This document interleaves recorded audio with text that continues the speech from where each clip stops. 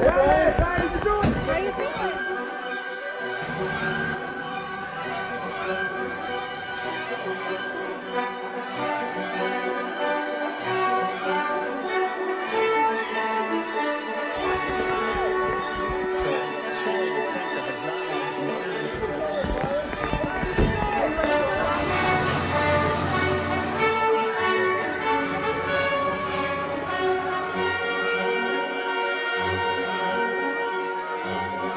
There and taps his hands and you're just sitting there and he, sits there and rocks back and forth in the chair like in a big old murderer or whatever he is convicted. Up to this point of a case, not in handcuffs, not in shackles, one or the other or both, and in orange.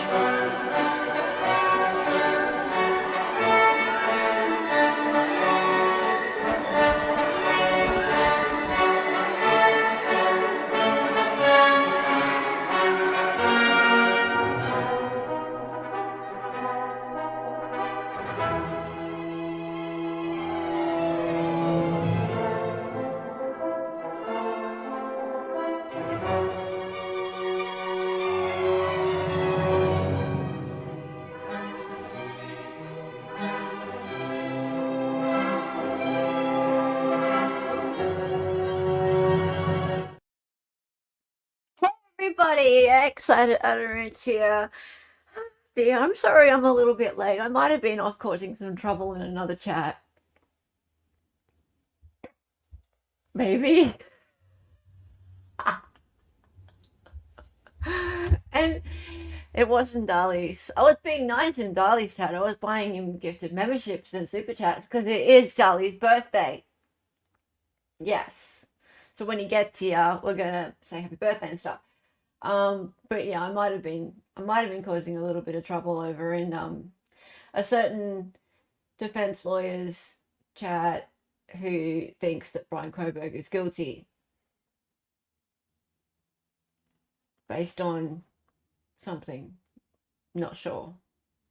But to his credit, he didn't throw me out of his chat, and he's quite open to me telling him to please do his research and at least, consider the fact that he might not be guilty. Anyway, I don't know. I expect when I'm watching a lawyer, a defense lawyer, report on a case that's pre-trial, to see more. I don't expect to see sympathy towards the state, and more such a sympathetic viewpoint towards the state, especially in a case like this that has been so rife with shenanigans by the state. They have hidden so much from the defense. We are up to 22 supplemental requests for discovery, 6 motions to compel, and the FBI are still withholding the AT&T timing report, which is extremely important. And I just explain really quickly what that is. As best I can, because I'm not an expert in that. But the timing report, basically what it does is it gives a far more accurate account of where the phone was at certain points in time. So people talk a lot about these pings, right? So how a phone or where a phone is based on a ping, right? So you hear about these pings, and then you see these maps that are based on pings, right? And you think when you look at the map that the little point that they put on the map to show a ping is where that person was, which is completely not right, right? So it's a guesstimate. But when they can get a little bit more accurate with it is when it incorporates something called a timing record. And a timing record, what it does is it measures the amount of time it takes for the signal to go back to the tower and to the phone. All right. So, and even more accurate is when there are two towers involved. So it triangulates it. Now, this information, the timing report, so the AT&T timing report, has been withheld from the defense. That it exists, but it has been withheld from the defense right from the beginning, so since the PCA.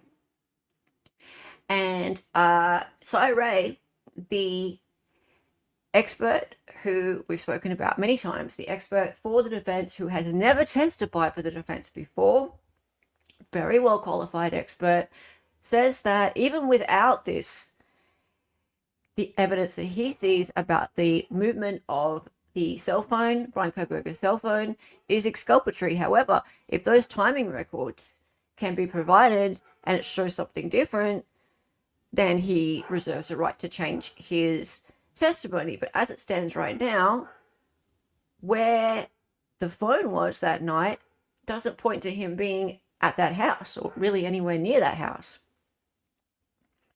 But those timing records have been held back from the defense. Why? They exist. Why? Right? So, and that's why I was just like, one of the reasons why I have a problem with, a channel that's perhaps run by defense attorneys who are more sympathetic to the state's case. Maybe they don't know about this, for example. I think they should know about something like that, because that's been held back and that is exculpatory. It seems to be exculpatory. If it's not exculpatory, then why are they holding it back? That's an alibi, basically. That's a get out of jail card. And this is a quadruple homicide, and this guy's potentially facing the firing squad. That's just one thing. There's a bunch of other things as well.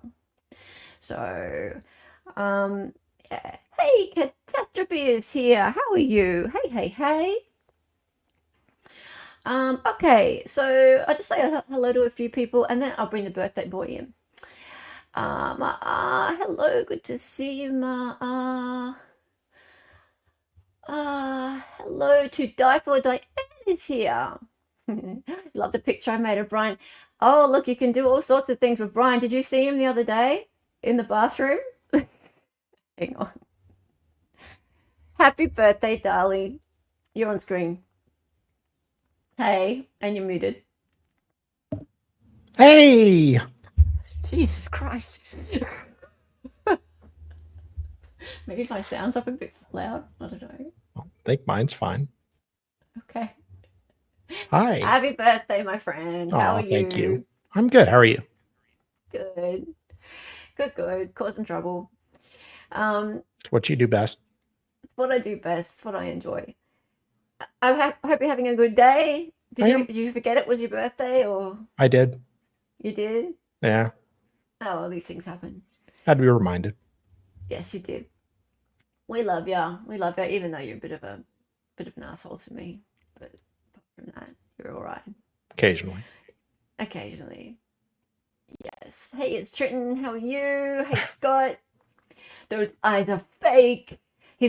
Well, everything about the photo on the thumbnail is fake. That is an AI photo, if you can't tell. I did tell Grok to make a photo of Bryan Kohberger looking happy, drinking coffee, looking out the window. Ordering Kabar. No, not ordering Kabar. Everyone knows his eyes are black. Actually, they're not. Like his soul. They're not. Yeah, they're not black as his soul. His eyes are more of a sort of hazily browny kind of color, sort of like they're lighter. They're lighter than they have been. That selfie is very misleading. His eyes aren't dark brown like that. Dali said, this is where the cool kids are. Well, they are indeed. They are indeed. Late and gay. Yes, Justin. Hey, Luke's here. Hey, how are you? Good to see you, Luke. Bryan did nothing. Sure, well, we'll see. I don't think so, though. Not this particular thing. I don't think he stabby up 4 people. And today, guess this is going to be fun, right? So today, we're going to watch someone stabbing something up with a caper. How fun, right? So we get to watch what this caper thing can do. And we're going to opine, because we can, because I like opining.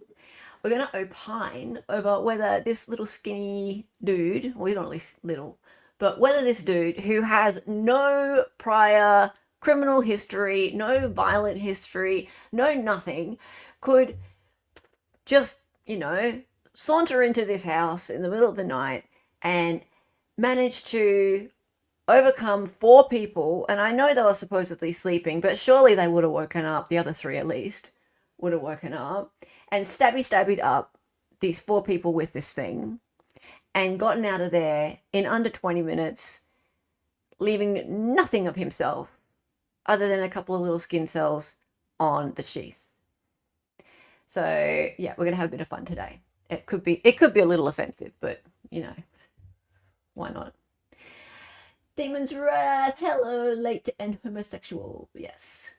That coffee isn't vegan. It's not fair trade. Hey, Brad. Hey, Sarita. And Shami's here. Hello, Hellions. Yes, I had to say, wait a moment, because I was off causing trouble in another chat. Yes. Melissa's here. Hey, mate. How's it going? All line red, my friends. I love it when you're here. You keep me in line. In your defense, you were left unsupervised. Yeah, that's true. Veronica. Oh, you came from Bob's.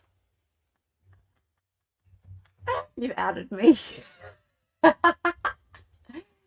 Is Bryan factually innocent, or is he innocent by investigating? Please help. So many think he's innocent. I don't really know what you mean by investigating. Innocent because of the police haven't proven it, or there's no evidence to show he did it, but he may have done it. Or is Bryan factually innocent? As of now, I don't think so. Yeah, he just didn't do it.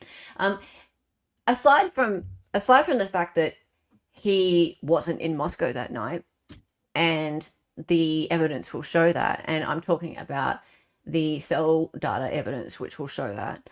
And the state needs his cell data evidence because it goes with the tracking of the car, supposedly, right? Because they can't pin down where the car was without the phone being there, right? So he wasn't in Moscow. Now, aside from all of that, his lawyers, and I know this sounds really silly to anyone who doesn't know lawyers, isn't a lawyer, and I'm not a lawyer, I'm a fake lawyer, right? But I know a lot of lawyers, and for example, Andrea Burkhart was on this stream, and she said it flat out, lawyers don't get up in court and say, my client is innocent, right? They just don't do it. It is career suicide for them, right? It's unethical. It's a really big leap for them to do that, and 2 of them have done it. So, and we're talking death penalty certified, publicly appointed lawyers. Elizabeth Masseth. Hey, I've gotten really good at saying that now. Elizabeth Masseth and Ann Taylor have both gotten up in open court and stated unequivocally that we firmly believe in Bryan Kohberger's innocence. They've also put into a court document that he will be exonerated. Exonerated is a big word too, right? So, and this all happened around the time that expert came on board, Cy Ray. Cy Ray is the one who has been through the phone data that does exist, and has tracked his phone and gone, hey, you know that point in time, that 2 hours when they say that his phone was off, so between 2 and 4 a.m., actually, it wasn't off. It just wasn't connecting to the network, as they say. It was 40 miles to the west in a very thin mobile coverage area, which is a national park called Hawaii Park. Right? So his car and phone were traveling in the opposite direction, and he can prove it. So I believe that he showed them some evidence at that point in time that made them very confident to state this in open court. They may know something else as well, but it to me, it was very interesting that that was when they came out with those statements. Now, whenever I sort of say this on stream or in a comment that his lawyers have stated that he's innocent, people just go, oh yeah, that's what lawyers do. But whenever I've asked other lawyers on stream or anywhere else, is that normal? They go, no, that is not normal. Lawyers don't do that. That's a big leap for them to do that. So I've had a few lawyers now come on and say they know something. They know something. So I believe he is actually innocent.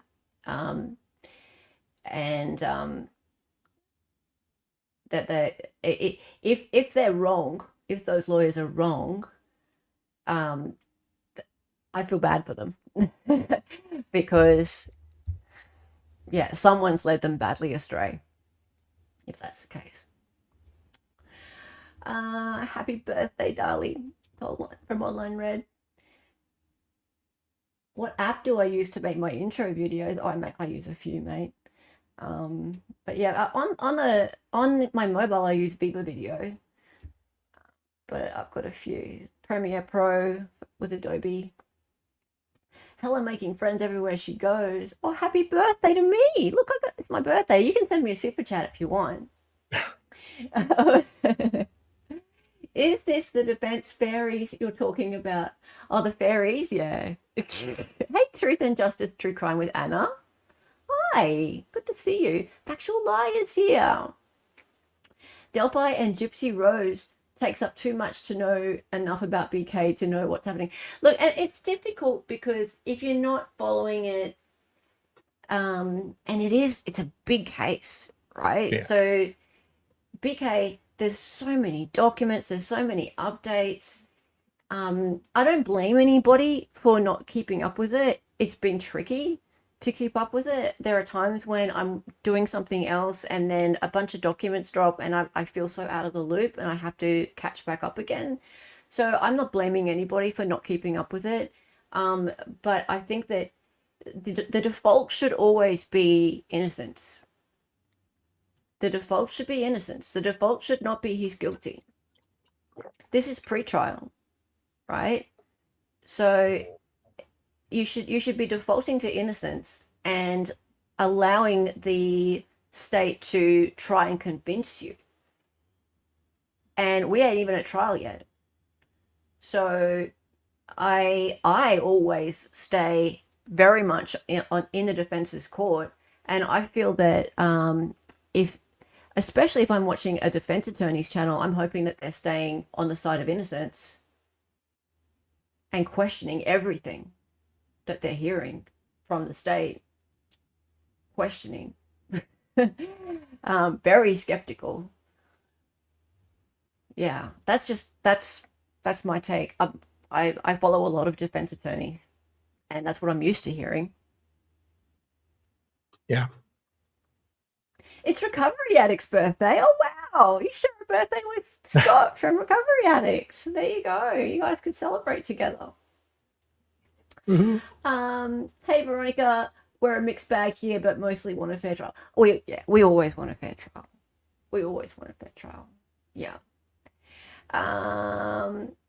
Tammy's here. Veronica's here. For the people. Defense attorneys don't have to think everyone is innocent, though. No. They don't have to think everyone's innocent. But it's pre-trial, right? So everyone is innocent pre-trial. And here's the deal, right? The state have to convince us. They have to start from nothing and convince us, right? So I expect that if the state are coming forth with theories, that we should be questioning those. We shouldn't just be taking those and going, okay, convince me why not. Convince me why the state is wrong. No, convince me why the state is right. You see the difference? Oh, yeah. Convince me why the state is right. Don't convince me why the state has a bad case. Convince me why the state has a good case. That's the difference. That's what I have a problem with, right? And Bob knows this, right? Bob knows, like when we're about to get in a big argument about it, by the way, I think, like, people might be seeing this as like some sort of big argy-bargy argument between Helen and Bob. No, he knows how I feel. He knows how I feel. It doesn't look good for him, right? I think Brian's going to get convicted. Don't get me wrong. I think he's going to get convicted. Yeah. Because I think juries are generally not able to understand what reasonable doubt is. They don't get it. So it's going to be another Richard Allen situation. It's going to be another Zachariah Anderson situation. They're just going to go, DNA on sheath, done. Bye. See ya. Firing squad, bye. Dally talk, yes. I was over there today. What are you talking about? What? Recovery addict. I love ya. Okay, what else? The roommates. I remember the roommates still confused as fuck about what they heard, facing the killer and leaving one room for another and not be killed. My biggest problem is not the roommates at all. A lot of people are really focused a lot on the roommates and what they did and didn't do. I don't like. What really turned me about the roommates was the other day we did a stream and we read out Dylan's words when she was interviewed by the police, and she kept talking about the bushy eyebrows and things, and then Dylan said, when asked about Bryan Kohberger, she said, I have no idea if it's him. I don't know. I don't remember. All I remember is bushy eyebrow. And I don't know about the nose. I don't know about the face. I don't know. And showed a picture of him and she still didn't know. So she didn't try to fit him up. She didn't try to go, okay, yeah, sure, it's him. Right? So I feel like if the roommates are involved in some way, or if they know who it was and they're covering up, if there's some sort of something nefarious going on there, I feel like Dylan would have gone, yeah, sure, it's him. But she didn't. Yeah. So that to me made it feel a little bit more like maybe they were all just drunk and scared, and yeah, maybe there was some drugs in the house and they were trying to get rid of that. They were a bit scared of that, but who cares? So yeah, when I saw that she was really, it sounded like she was telling the truth, because if she weren't telling the truth, why wouldn't she just go sure to Bryan Kohberger? Cool. Yeah, you say it's him? Great. Let it be him. Yeah. Hey, beautiful waterfall.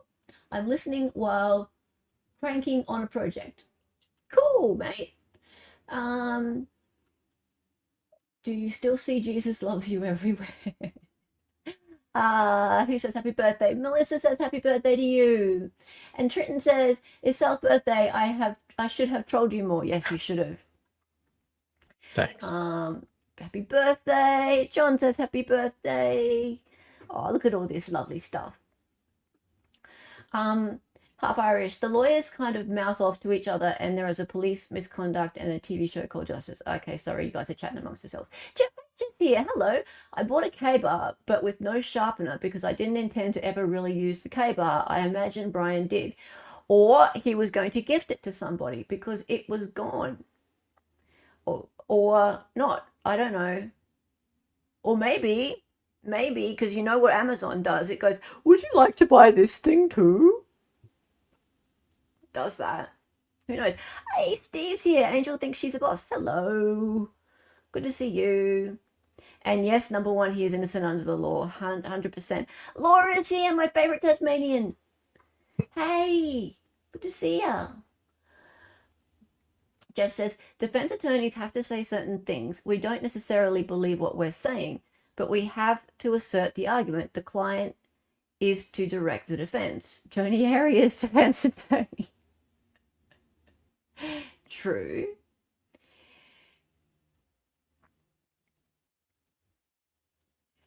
Veronica, yes, so here's the thing about the alibi, right?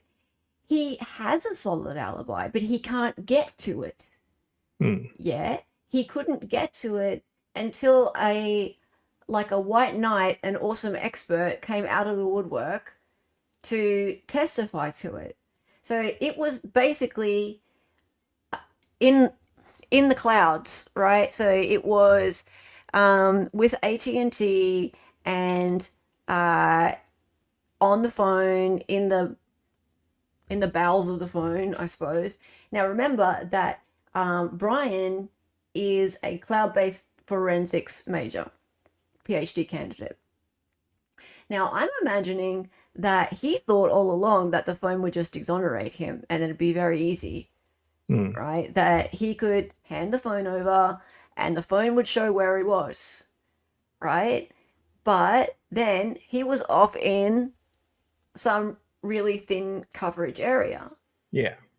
Unfortunately, it doesn't work that way. Yeah. And then the FBI went and hid the timing records. So they really, really wanted to indict him. That was it. It was, and then they knew he had a wider Elantra. There was a wider Elantra that was going back and forth near the house. Perfect. He fit perfectly, right? And they'd already done this IgG on this knife sheath. So they were like, okay, IgG on the knife sheath, that's how they got his name, right? So everything else had to work. And they would have gone through his cell phone, and then when they realized that his phone was nowhere near the house, oh well, we'll just hide that bit of information. So the timing records just disappeared. Yeah, gone. Yep. And so I would think that Bryan would have been like, okay, I'm sure it's fine. I'm sure that the digital footprint will exonerate me. But he couldn't get to it because they wouldn't give it over to the defense, right? And the FBI had it. So they got this thing called the TUI rule, and they cited it, I think it was about June 2023. And TUI rule basically means that they don't have to hand anything over. And yeah, it's a rule that's supposed to be used for matters of national security, not for someone that's facing a criminal trial. But anyway, so they didn't have to hand it over, and they didn't hand it over. And fortunately, the defense has managed to get this witness who he trains FBI and local police in how to make these maps, because he wrote the software called Trax, TRAXX, that maps mobile movement. So he's a site, I think it's called a cell site analyst. And yeah, Cyril comes along, looks at the data that is there and goes, hey, that's exculpatory. He's going in the wrong direction. You want to show me the rest of it? Tell me that it's not exculpatory? Cool, I'll change my opinion. But with what I've got there, that's showing me he's going in the other direction.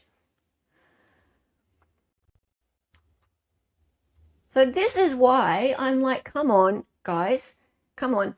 Things have happened over the last 2 years that are really shady on the part of the state.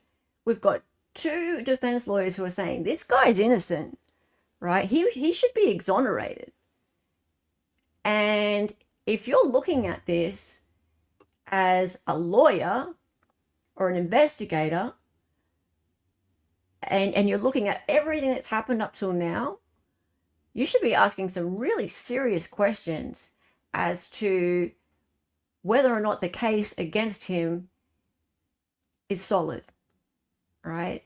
So unless you just walked into it right now and all you're seeing is the misinformation that's been fed to the media by the state, and there's a lot of it, and just the surface stuff, like, oh, his DNA's in the house, his DNA's on the murder weapon, which is not a murder weapon anyway, and oh, he bought a Kabar knife, so therefore guilty.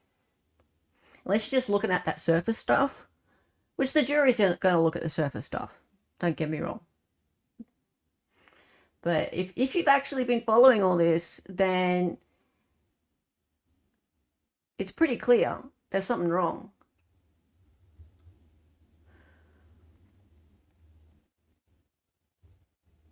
Hey, Ange. The state needs to work for it. That's right. We shouldn't just be sitting here going, oh, well, prove to me why the state's wrong. No, that's shifting the burden. That's shifting the burden, right? Right from day dot, we're shifting the burden. Why are we asking to show why the state's case is crap? No, that's the wrong way around. Show me why the state's case is good. I need to work for it and hard. Yes. Yes, but we aren't the jury. We can have opinions and conclusions without hearing all the evidence. If you want to just take what's there at face value, sure. I don't. That's not what I want to do. And I think that people who have big presences online and are influential need to take more responsibility. Sorry, that's what I think.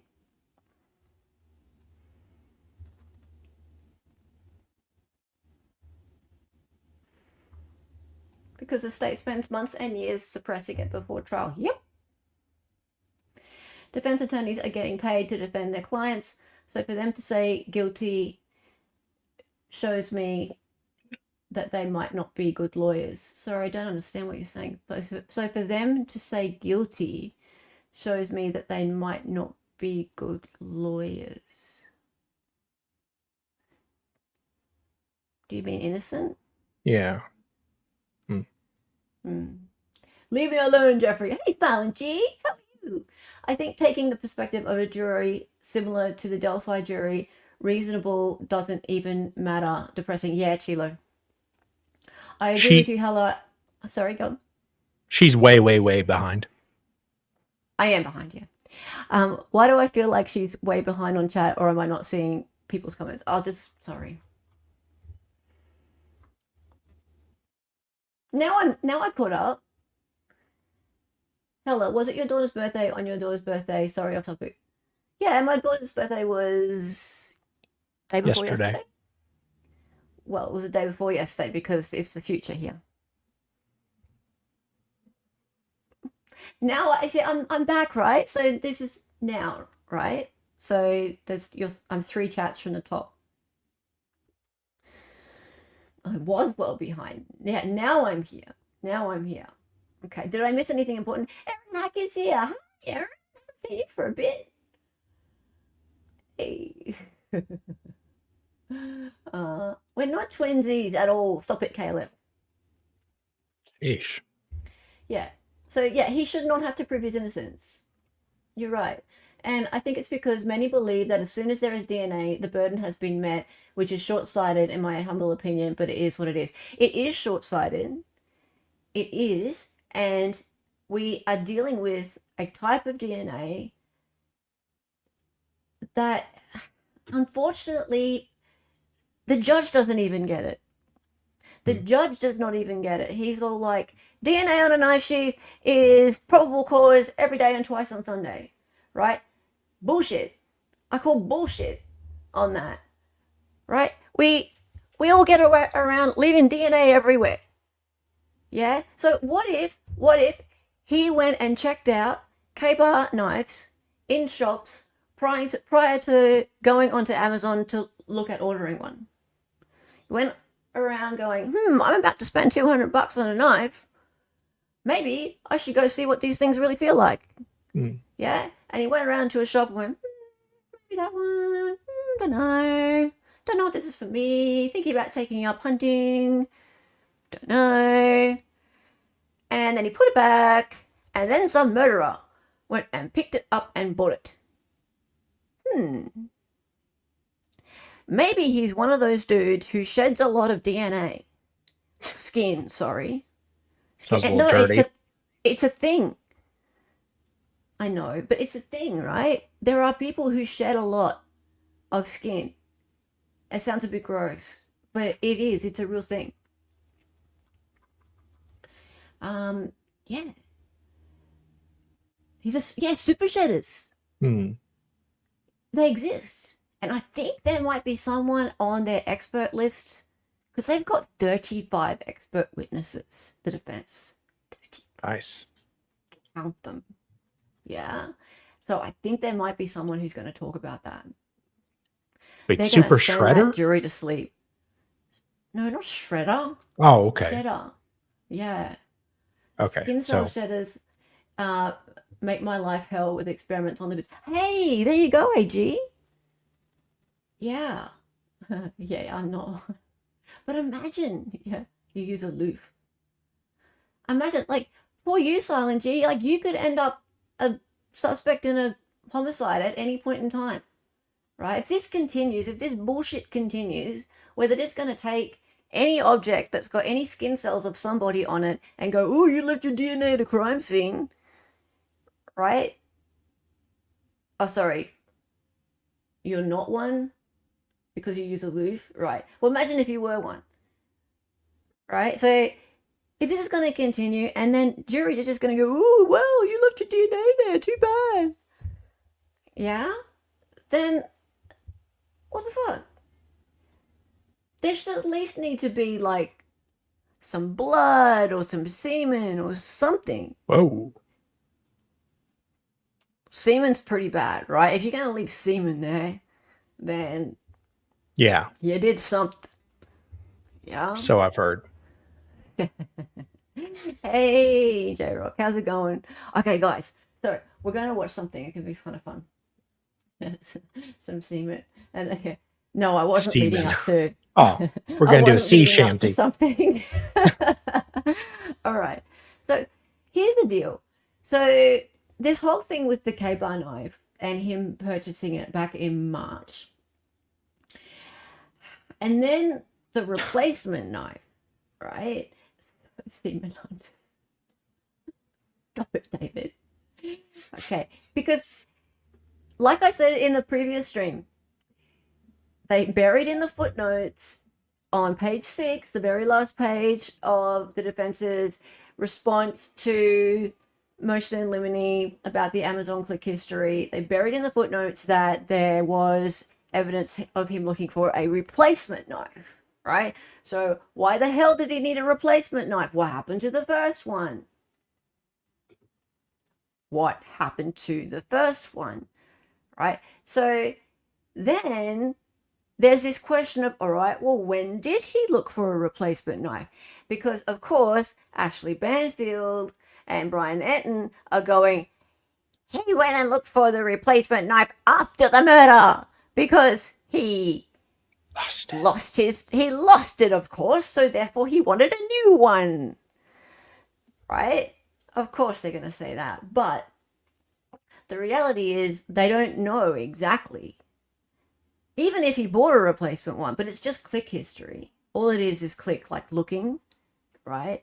And they don't know when it was. The period was November, December, right? So they don't know for sure whether it was after the 13th or before the 13th of November. So thanks again to Ms. Banfield and Mr. Anton, you idiots, for tainting the jury pool again. Taint. Because you guys don't know. And also, we don't know if he bought anything. Why does the state not have a receipt for the initial purchase? Where's the receipt? Shouldn't it be really easy just to get the receipt out? Yeah, you'd think so. Yeah. Hello. But you know what? I'm actually kind of happy that if they have found him buying a knife and then they've found him looking again for a replacement knife. I'm kind of happy about that because it says to me that he's gotten a knife and he's lost it. So that provides a perfect, like, open the door for the defense to go, yeah, he lost the knife. Where is it? It explains something. So, yeah, where's the bill of sale? Okay, so, no, it's not over. Alrighty, so, Banter is a face, isn't she? I can't stand that woman. Fact-based coverage. Based. It's like kind of like based on a true story. Alrighty, so I want to show you guys something.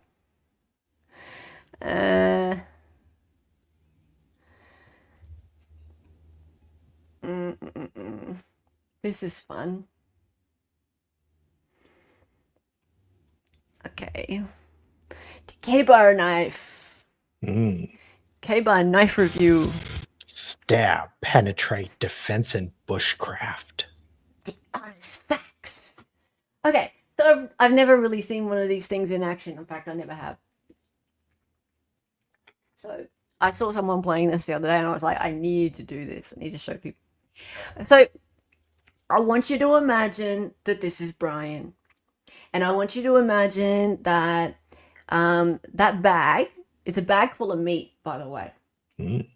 Like there's a side of meat in that bag. And I want you to imagine that the tree is bone.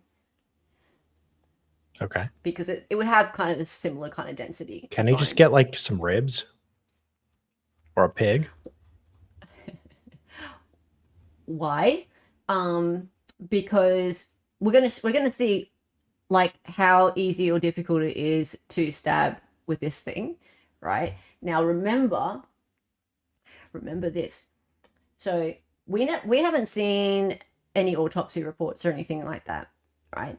But we know that all 4 of the victims were stabbed multiple times, that there was enough blood for there to be like seepage out of the house into the foundations of the walls of the building. You could see blood outside the house, right?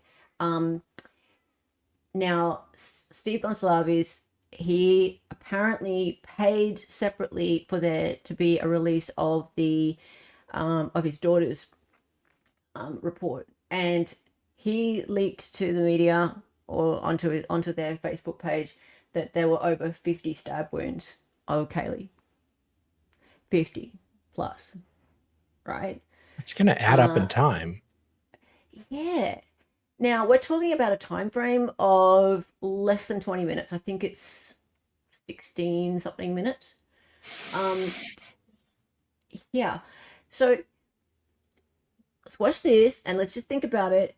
Can one guy, and I'm not just talking a regular guy, I'm talking a guy who has no violent history whatsoever. Why does this dude have a band-aid? I wonder. Yeah, no violent history whatsoever, no military training, no hunting background, nothing. Can Bryan Kohberger come into a house and overcome 4 people, manage to stab one of them 50 plus times, and then get out, not drip blood all over the place, not get their blood all over his car, etc.? Is this plausible? Let's see. Hey guys, Maniac Guy, come on in. So today, we're going to be talking about this guy right here. I'm going to be bringing you the K-bar. It's the Mark II fighting knife, and this is an actual K-bar from Olean, New York. So you're going to hear a lot of things. I've seen a lot of comments on previous videos we've done about how, well, a lot of companies make K-bar. It's actually not true.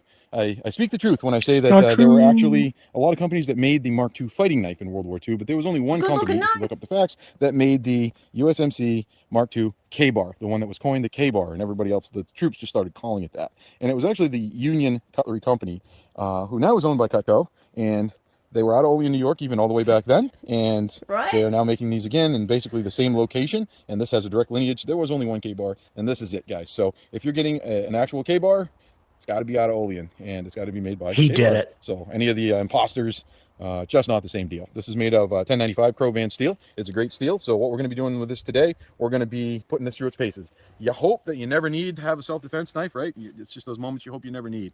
But we're going to be putting this through its paces Self-defense in those unfortunate moments that you might need it for that kind of thing. Because let's face it, there are probably better bushcraft knives out there than this. But we're going to try this out as not only a bushcraft knife. Right over here, we've Speed got heightened. and we've got some stuff where we're going to do No, a I don't fire. think so. We're going to do some cutting. We're going to do some cooking. We're Let going me to do a little bushcraft without here in the main woods. But also, we're going to take you in just a second to some footage that we filmed just a minute ago before we came out here and put some metal to meat, so to say. Actually, Put not some so to metal say, to meat. literally. And we're going to see how this does defeating things like leather, ripstop, things like that. So stay tuned if that sounds good. Thank The you. Mark II K-Bar Hey, Steve. USMC Yes. fighting knife.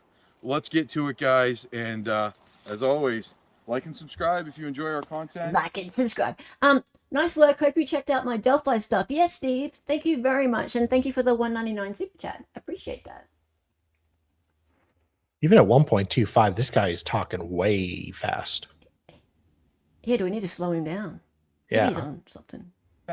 Welcome for our adventure today, and let's get to it. Alrighty, guys, so we're going to switch this up to a reverse grip, and this is just going to be a really fast slash Ready, let's and go. stab. We got a pork loin in here. I meant it when I said put it in metal to meat. This is actual ripstop BDUs from an old set of BDUs that I had, and we're just going to see what she does. Pork loin's right there. It's got a thick plastic lining on it, so let's see what she does here. No idea what this is going to look like. He's going to start screaming his ex-wife's name. Boom. Yeah.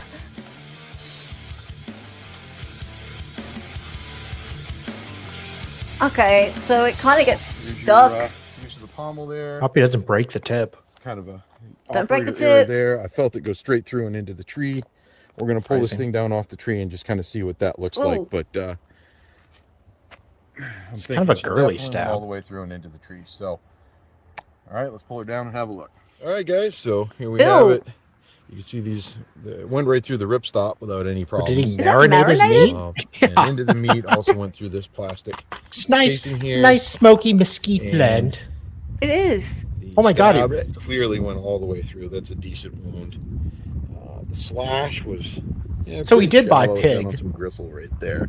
But It was a curly stab. I would already say went to with the old fries. slash and stab, it's definitely just on the Yeah. actual raw meat. It's not going to give you any problems.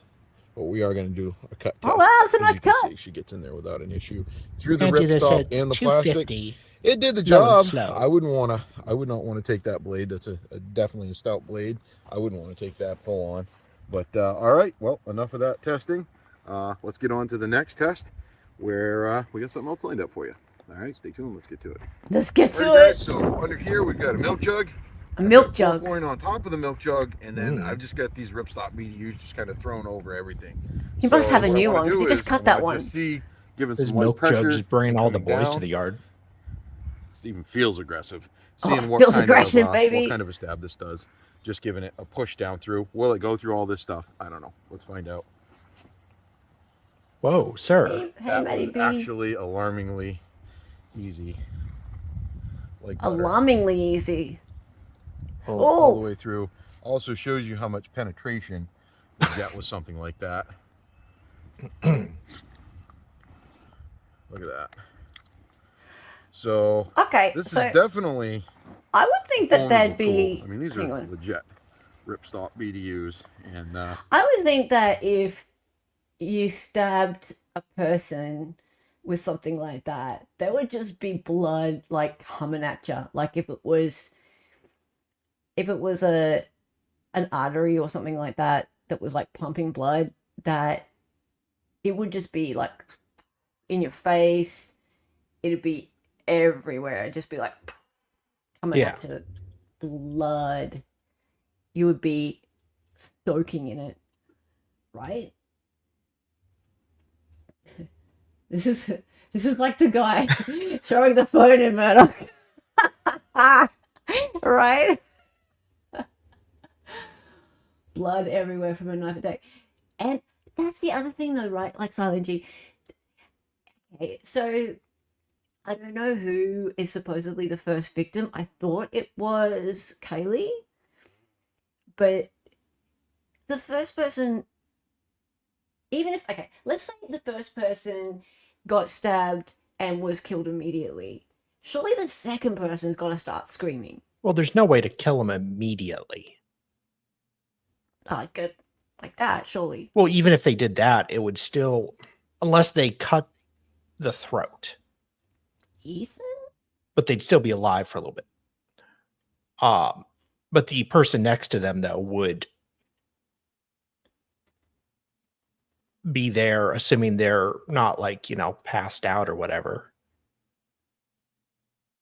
Like, I just don't get how it can be, how one person can do this, and it's 4 adults, right? So there's 4 grown adults, and one person just with one knife can manage to subdue 4 adults, and they're not all like running around yelling, doing something like calling Fighting. 911, running out of the house, fighting something, right? Like, how does that happen? There's got to be more than one person, surely, right? And why wouldn't they? And why do they leave the other people alone?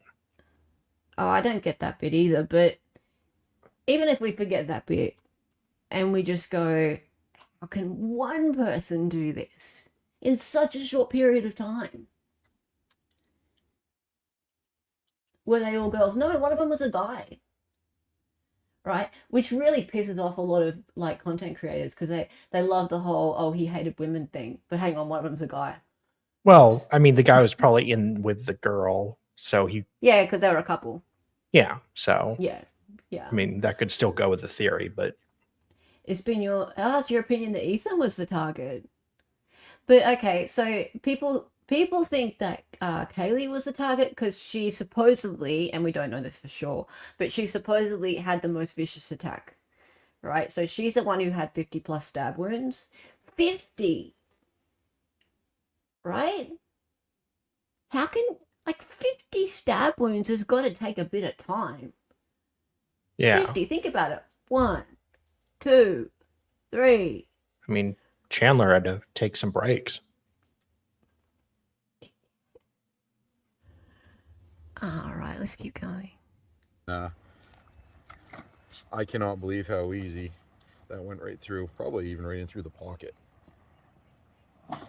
Yeah, she's gonna do whatever you need her to do. Alrighty, guys. Oh, this one. Grain buffalo hide leather.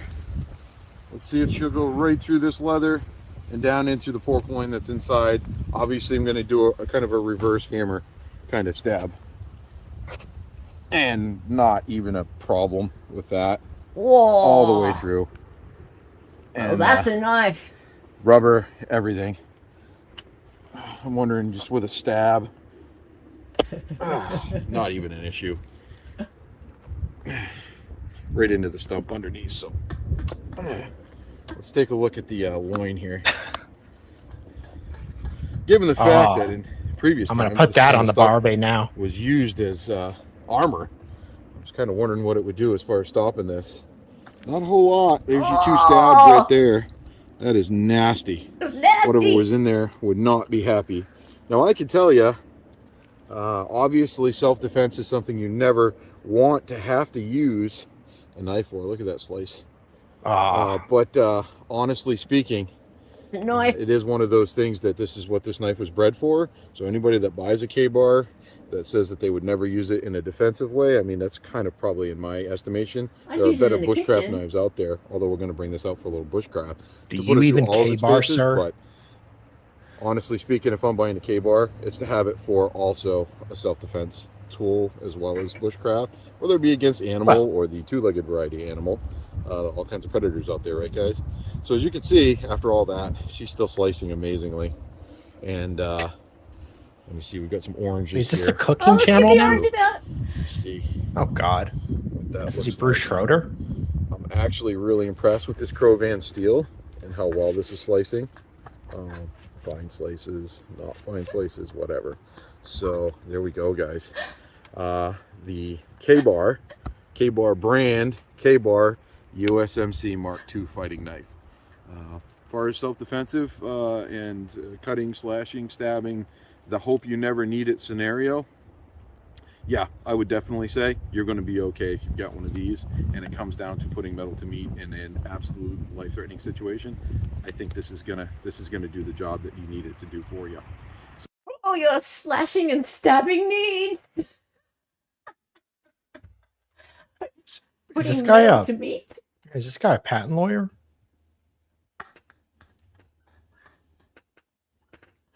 Oh dear. Look, I feel like, especially when he put it through the back here, when he put it through the tree, Yeah. it took a fair bit of effort to get it back out of the tree. Like, imagine if that was if it was putting it in and it got into bone. Mm. It gets so sharp that it could quite easily get stuck and you'd have to pull it out. Yeah, it would be difficult, I think. I mean, going through a milk jug isn't really a great example, or a tiny shoe.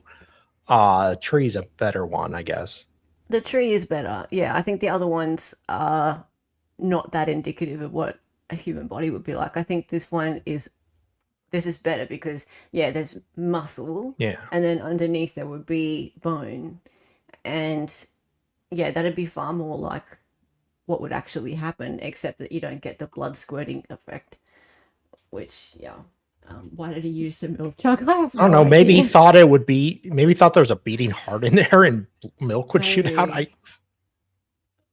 Look, this would all be better if he just used a human, but obviously he can't do that. He had some bad experiences on a farm. I don't know. Yeah. Pulling it out, probably harder than pushing it. Yeah, exactly, Sleuthy. I mean, I know it sounds really dirty, but yeah, exactly. So, I mean, here's the thing. Apparently, Bryan did some police cadet training when he was in high school. A little, like a few weeks or something like that. And there may have been a little bit of knife training in there. I don't know. But would that be enough to equip him to kill 4 people with a knife like this in under 20 minutes? I say no. I think that's just...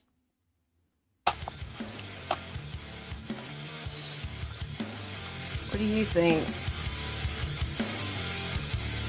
No. So It's, I don't see how. Use of the pommel there. It's kind of a operator error there. I felt it go straight through and into the tree. We're going to pull this thing down off the tree and just kind of see what that looks like. But boom. I'm thinking she definitely went all the way through and into the tree. So, all right, let's pull her down and have a look. All right, guys, so here we have it. You can see it went right through the ripstop without any problems.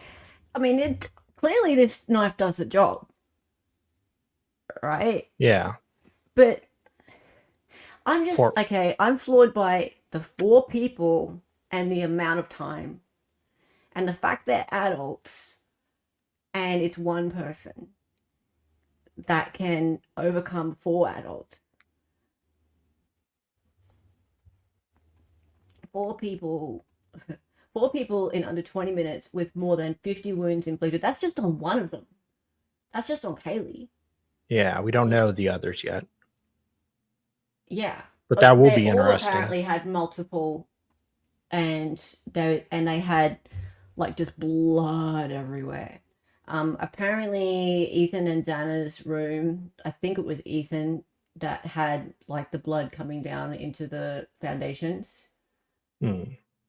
So I just think, whether or not you think it's Bryan, it being a single assailant sounds just implausible. Improbable.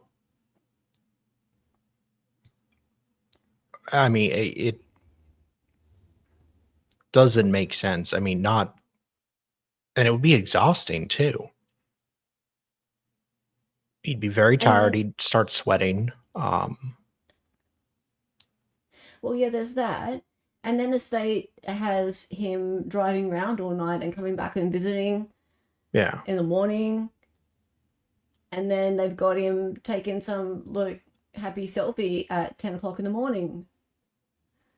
But yeah. Yeah, he did the perfect crime in the house and was all prepared with no evidence, leaving no evidence except the buckle thing, but then was dumb enough to come back to the scene of the crime and go ahead and keep looking up K-bars and just have it purchase one allegedly on Amazon. Also, that's the other thing, right? The guy is a PhD candidate He had a in vacuum, criminology, right? And on one hand, we have people all going, oh, he thought he was so smart. He wanted to commit the perfect crime. He made this one fatal error of leaving the sheath there, right? Yeah. And then, hang on, what about that other fatal error of buying the murder weapon on Amazon? On your family's Amazon account. Yeah, right? Okay, so now that theory is starting to go out the window, isn't it? Yeah. Oh, how about driving your own car? Yeah. Oh, yeah. Yeah. Yeah, driving And your own returning car in there. your own car to the scene of the crime the next day. Yeah, if that's his own car, right? If that's his car outside there, which is what the state's saying. Yeah. They can't prove it, but if that's what they're saying. Yeah. Right? Okay, how is that the fucking perfect crime? Right? So He's like he did it perfectly and then was just an idiot for everything else. Like the most basic mistakes. Yeah. But the parts that people are saying are perfect about not leaving anything of himself and the none of the DNA or the blood or anything of the victims being in his apartment, in his car, etc. That's actually fucking physically impossible. Right? Good luck with that. Yeah. Good luck with leaving a bloody scene like that, not leaving your a blood trail, not leaving footprints, not bringing any of them with you to your apartment, into your car, not having any of that go underneath like the little crevices in your car and the dashboard, and not having there being any sign of blood cleanup. on your shoes. Nothing. Like not a speck. Not a speck. Right? Not a minuscule microscopic piece. And by the way, luminol, etc. picks up everything. Cleanup. It picks up cleanup too. Right? So people's argument is that, oh, well, he could have cleaned it up. He had a month to clean it up. You can tell. Yeah. You can tell. We've been watching. Then there's evidence of the cleanup. It's impossible to, or not, I don't know if it's impossible, but it's very difficult. Like if you use bleach, then that bleach leaves a huge white spot all over the place. Yeah, he needed a shop vac. Yeah. Well, I mean, you know about this though, Dolly, about the neighbor. Apparently, no, the DM Dylan. Oh, she supposedly also recalled him carrying something that looked like a vacuum in the other hand. This little Hoover. Yeah, because he's very kind. Can I borrow an outlet? Yeah. So one of the other things he did besides saying, "Don't worry, I'm trying to help you. I'm going to help you." One of the other things he did was he kindly tried to vacuum up the crime scene for him. How nice! In that 19 minutes or so. I know he's a very, very kind quadruple murderer. So, yes, it's truly bizarre, and I do not buy that he cleaned his car well enough to absolutely no traces. It's not. It just can't be. It just can't be. Yeah, lack of that evidence to me is evidence. The lack of evidence is evidence. Absolutely. Absolutely. He's not Superman. No. right? He's just not. And Which he didn't. luminal? Sorry, I'll go back to your previous one, Ken. Where's your previous, Ken? I totally steal cars when I'm doing crimes, allegedly. Hang on, did I miss one from you? Ken. Which luminal binds to, then I would actually be undetectable. Don't ask me how I know this, allegedly. I need a fireman who vacuums. Yeah, same. Same. So Maybe he was. Maybe he was on the police diving team. Okay, so Ma'a, that's actually a good point. So I don't think that, well, maybe it was planted. I don't know, but the word planted is very interesting. The only people who ever use the word plant are the state. The state used the word plant in their documents. The defense never used the word plant. So it's interesting that the state planted the word plant in the mouths of the media, right? Because the defense has never tried to infer that it was planted. But the media then went along and went, oh, the defense is going to argue that it was planted. Like it's some big conspiracy that the sheath was planted, making them look like lunatics. Yeah. Yeah. Because we all know no one likes a conspiracy theory. And that starts to make the defense look like conspiracy theorists. Desperate. Yeah. Right. So it was a very smart and cunning move by the state to use this word plant, and the media jumped on it. Of course. It's almost like they were told to jump on it. It's almost like someone said to them, hey, look, see this word here? Yeah. So I don't believe that the defense is going to argue it was planted at all. I don't think that's the case. I think they're going to argue that it simply was not his knife, or if it was ever his knife, that he lost it or it was stolen, that it just was a knife that he touched at some point, but he did not push it there himself. That's all. And we have a new member, Teresa Gosnell. Welcome. Welcome. Thank you for becoming a Hellion. Thank you. Welcome to the Helliverse. I really appreciate that. Speak for yourself. My middle name is Conspiracy. Well, here's the thing. I don't have a problem with conspiracy theories myself, but the public at large do. Yeah. Juries don't like them. Look how well the whole conspiracy theory, I hate to call it that, but look how well that worked out for Karen Reed. Well, Richard Allen. No, but no, they never went with that in the Oh yeah, okay, that's fair. Yeah. So but yeah, with Karen Reed they did. Yeah, so with Karen Reed, if I truly believe that if the defense never brought up anything to do with the whole third party culprit, I guess, if they had just gone with it being not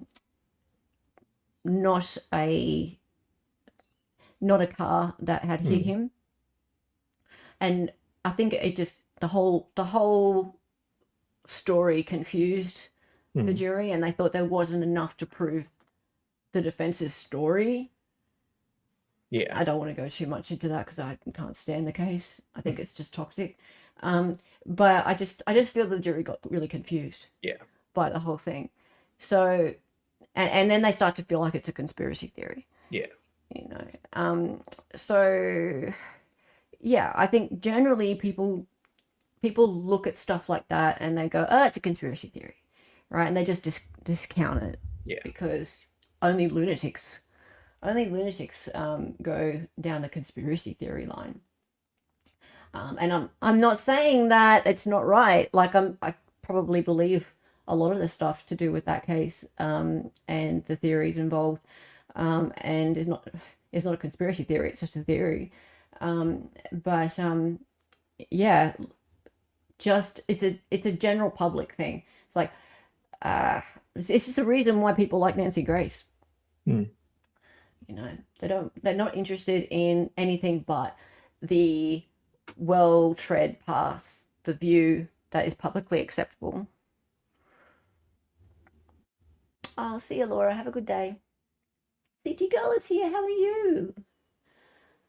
Can't fight City Hall.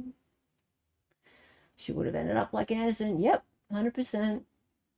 100%. Yeah, okay. So guys, here's the thing, right? I just feel like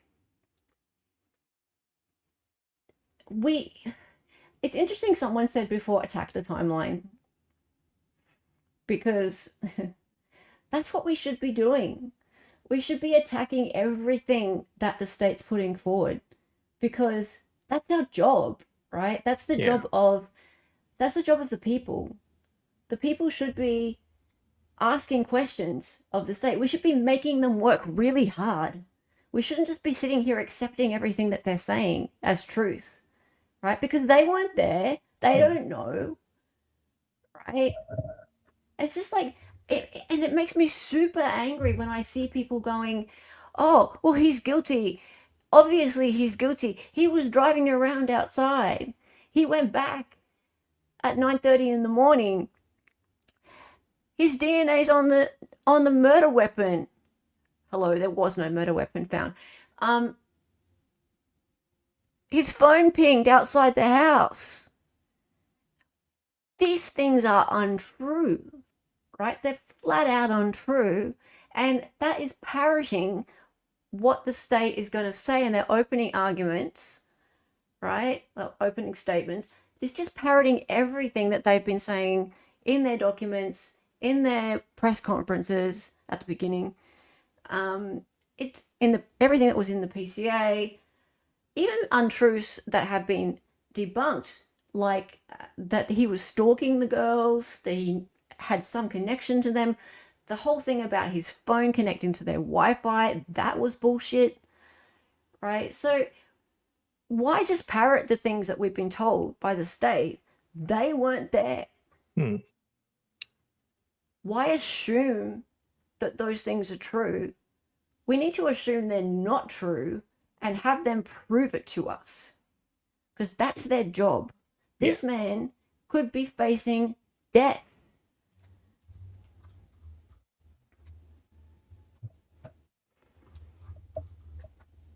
The original timeline was 3 to 4 a.m. after they got statements from roommates. Why did it change to 4 a.m.?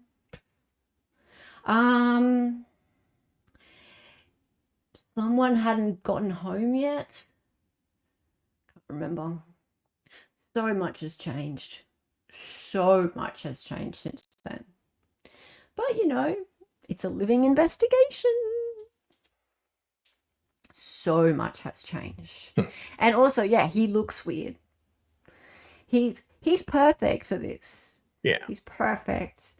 Like, his eyebrows, his features, they jut out. He's a bit weird. He has a background of he did some drugs. A little bit socially awkward. He's just perfect. He's perfect in most ways, except he doesn't have any criminal history. That would help. And it would also help if he had some sort of violent background. That would be awesome, right? Like, he's got no violent background. That really plays against him, because when it plays against him for the state, I mean, because it's really hard to reconcile that this would be his first go at it, don't you think? Like, his very first go at committing a violent crime is going into some stranger's house and stabbing up four people and managing to do it in under 20 minutes. Like, score, well done. That's a pretty good first try, right? Yeah. Yeah. Hey, a concerned citizen. How are you? Nice to see you. Yeah, he did opiates. Yeah, he was on heroin for a little bit. Good on him for getting off it. He's overcome some big things in his life. He's gotten over heroin. He lost a lot of weight. He was very depressed. He had supposedly he had this syndrome called visual snow, which he managed to, by changing his diet, he was able to control it. So and visual snow apparently is, yeah, it's just like static coming in from the sides of your vision. Is there proof of his addiction? I think there's like messages in a group forum about it. I don't think there's any question about it. I don't think anyone's ever questioned it. Wrong thing. Why do I give you control? He moved across the country away from his support system and was employed and lived alone like he was functional and normal. I don't get where the weird commentary comes from, minus Ashley Banfield. Oh, she's not the only one. There's Megan Kelly. Who else? Oh, that freaking Howard Bloom guy. Not even worth mentioning. Nancy Grace. Jennifer Coppender. Oh my God. Hang on a minute. Before we go, I should show you the thing she said.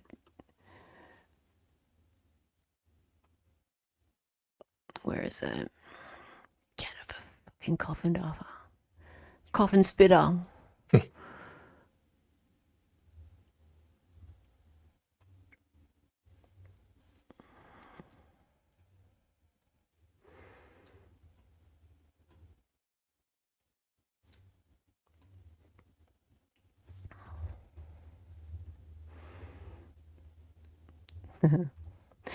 The most important point about this photo is not his bushy eyebrows with capitals. There are many photos of Bryan Kohberger with his overgrown brows.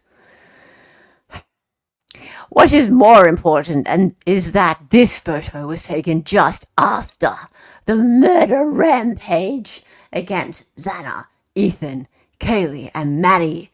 Look at the thumbs up, the smile, the satisfaction on that face. His hair neatly combed. No shower curtain. Who takes a selfie photo in front of the shower? That shower was where blood was washed away. It's a reminder of what that curtain was used for. That shower reminded him of what happened. Bryan Kohberger is innocent in the eyes of the law, but stands accused of using a Kabar knife he bought on Amazon to slaughter the Idaho 4 students. Lady, there's the shower curtain right there. It's right there. It's there. See? See? There.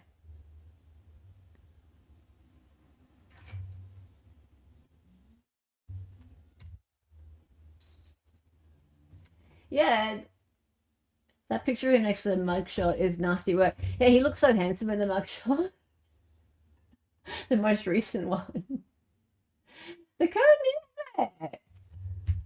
And that don't even matter, but like it is there, right? It's there. And girls take selfies in the toilet, right? Oh, jeez. She's so bad. This woman is just so bad. This person says, what else is important? It looks like he's going to church or on a date, not someone who just fought off 4 people with a knife and no bruising or anything. Look at this person. I disagree with you, Jennifer, Bryan Kohberger does not have bushy eyebrows. Lol.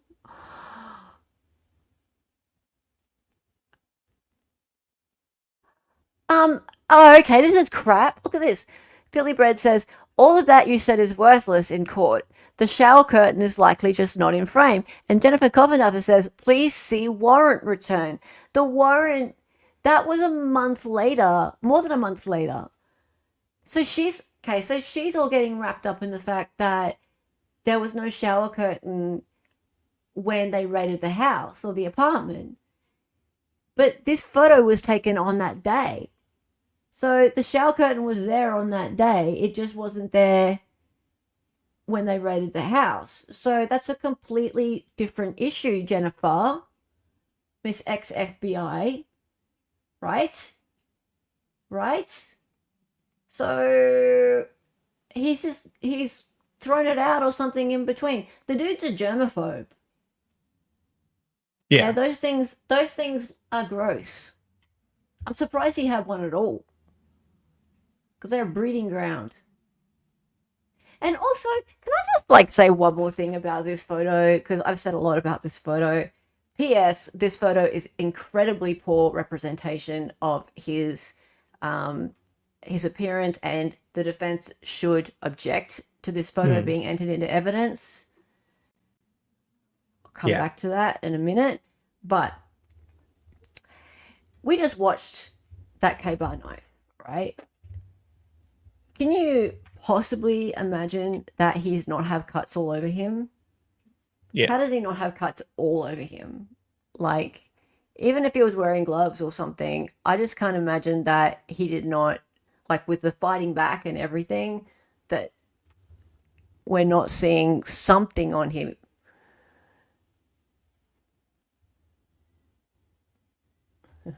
What are you laughing at? Imagine you take a weird selfie and get the death penalty, right? Looks like he took the pic with a potato. Actually, Dali, can you please FOIA the court and try and get me the full resolution copy of this? Yeah, I can try. Because apparently you can. Was it CNN that's got it? Maybe they'll get it. They'll give it to little old us. Sure. Yeah, because the one, Lizzie's right. It does look like he took the pic with a potato, but I'm sure that there's a better copy of it. Like I was saying in my stream the other day, this copy has just been chucked into Word or whatever software they're using, and there's been exported as a PDF. So it's really low resolution. I'm sure that his camera phone would have taken a much better selfie than this. He's hotter than this autistic pose, yeah. The other thing is, guys, he takes a really crap selfie in that the focal lens on the selfie cameras, they distort your features often, right? Yeah. He in particular, his face does not do well in selfies. No. There's other selfies of him where he's got the same problem going on. His forehead, it looks far too big. His chin recedes a lot. I'm the same way. Yeah. And you look at actual photos of him, even his mugshot and his driver's license, he's just not photographic different. very well. Yeah, but especially with a selfie camera, right? Yeah.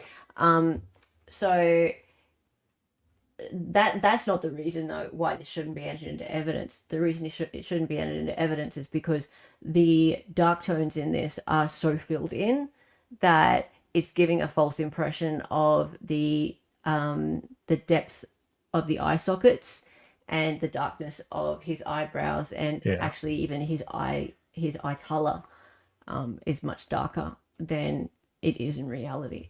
So, and you can tell because there's no depth in his hair. His hair is actually reflecting no light whatsoever. So, and I've even tried to lighten it up, and you can tell that there's nothing in there at all. There's just no detail. So yeah, this should absolutely not go into evidence because it's misleading as to his appearance that day. And that's what they're trying to show, what his appearance was that day. And Dylan just kept going on and on and on about seeing an eyebrow, eyebrows. Well, that's not indicative of how he looked that day. So it's misleading. Imagine having your soul stolen by an iPhone 6. Well, he had an Android. I'm not sure what model. You look like Bryan in selfies. All right. We're going to move on. So, don't know who's streaming right now. Let me see.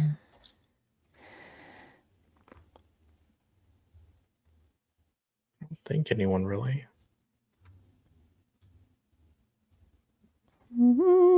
Sean doesn't have anything set up. I don't know if Ange is going. And what are you doing? No, she's retired. You're retired?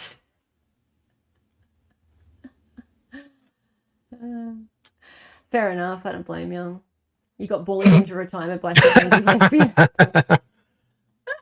I won't say on stream what I... yeah.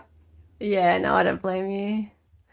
I don't blame you. That's okay. We'll just finish up. Okay. Thanks, everyone, for hanging out. Oh, hang on. Audrey. Is she live? I hate it when it says people are live and they're not. That's really annoying. You have to refresh, like do a control F5 or whatever lame Control command. Yeah. Nah. Doesn't work for me. Do a full refresh. Full refresh. Yeah, like there's the refresh, like F5 for me, and then control F5 like reloads the entire page. Yeah, I don't want to redirect to somebody who's like, you know, thinks Richard Allen's guilty or something. Yeah. I mean, we could do that and then like troll them, but it still would be kind of awkward. So no. You think DB is live? Oh, that'd be fun. Everyone say happy birthday to Dali before we go. Hi. Happy birthday, you ass. Thank you. I know. I hate you. I know. I hate you too. Yeah.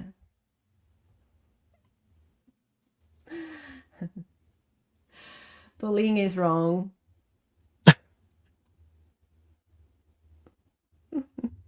Bullying is wrong, except when it's Dali. Thank you, everyone. We do love you, though.